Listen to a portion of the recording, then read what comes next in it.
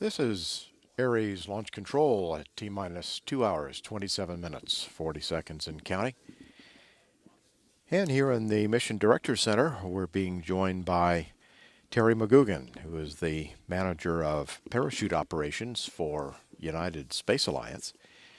And he has been responsible for a lot of the activity that we have seen in that video that we've just played that is involved with getting these chutes ready for the Ares 1X booster to fly today.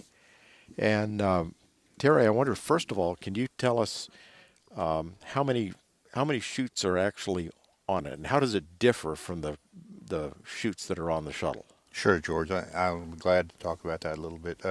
Same components, same number of components as on a shuttle mission. There's 3 main parachutes, 1 drogue, and 1 pilot parachute for the Ares. They're different in construction and materials, but they're running the same purpose. In the process, once it comes in aerodynamically and we start throwing the parachutes, it's very similar to what we do on the shuttle missions. Now, is there any kind of a chute at all on the second stage, the upper stage, or not?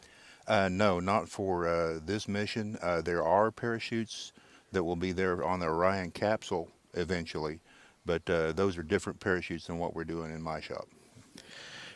What's the very first chute that we're going to see, if we have a chance to see this visually, that's going to come out later this morning? The first parachute is called the pilot parachute. It comes out first, and its job is basically to pull out the drogue parachute. So it immediately pulls out the drogue parachute out of its deployment bag. The drogue parachute orients the vehicle more or less in line and gets it to where it's not tilted over too far, and then the main parachute's deployed. And those are deployed on altitude switch sensors that determine when these parachutes get deployed. So can you give us an idea then, after the separation occurs from the upper stage and the first stage, how soon after that do we see the first chute come out, or does it fall for a while first? Actually, it falls quite a while. You don't see the parachutes until way late in the game.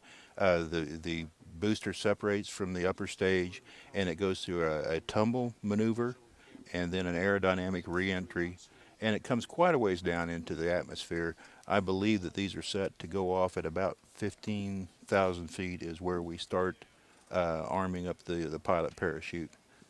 Now, how is the retrieval by the ships different? I think it's actually the Liberty Star that's Is Liberty going to pick up the booster? It'll be, a lot of ways, it's going to be similar to an SRB mission, but we've got a different orientation. It's a longer vehicle. It's actually a 5-segment booster. Of course, for this mission, the 5th segment is non-functional. It's not really a motor, it's just a simulator, but it's a longer booster. And so we have some different dynamics about how it lays in the water and stuff. But they're just going to go up and get a hold of the booster, retrieve the parachutes, get them reeled on board. Of course, on this mission, we're only going to get back the 3 mains. The drogue parachute stays attached to the forward skirt extension, and that does not have flotation for this test flight, and so we won't retrieve that, whereas on an SRB mission for the shuttle system, we retrieve all the parachutes. Well, Terry, thank you very much. We appreciate that further explanation, and of course the tape showing some of your team in action there, getting the chutes for this mission ready to go. So it's a great team, George. I have some awesome people working with me, so thank you very much. Thank you.